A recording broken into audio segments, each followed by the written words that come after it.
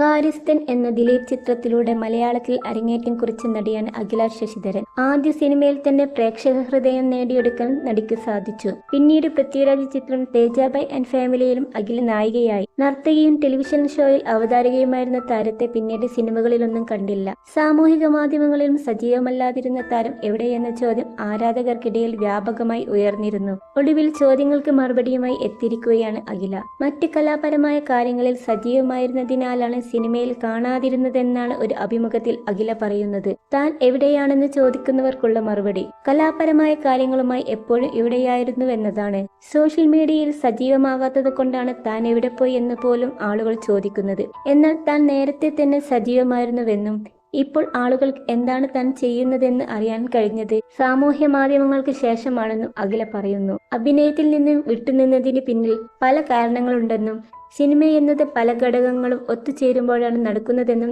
നടി അഖില വ്യക്തമാക്കി. കാര്യസ്ഥനും തേജാബായ് ആൻഡ് ഫാമിലിയും കഴിഞ്ഞ് താനൊന്നും സിനിമകളിൽ പ്രത്യക്ഷപ്പെട്ടില്ലെന്ന് ചിലർ പറഞ്ഞു കേൾക്കപ്പെട്ടെങ്കിലും താൻ പിന്നീട് നിരവധി ഷോകളിലും അഭിമുഖങ്ങളിലും സജീവമായിരുന്നു എന്നാണ് അഖിലയുടെ പ്രതികരണം. അതേസമയം അഖിലയുടെ തിരിച്ചുവരവിന് വേണ്ടി കാത്തിരിക്കുകയാണ് ആരാധകർ. സെലിബ്രിറ്റികളുടെ കൂടുതൽ വാർത്തകൾ അറിയാൻ ചാനൽ സബ്സ്ക്രൈബ് ചെയ്യുക.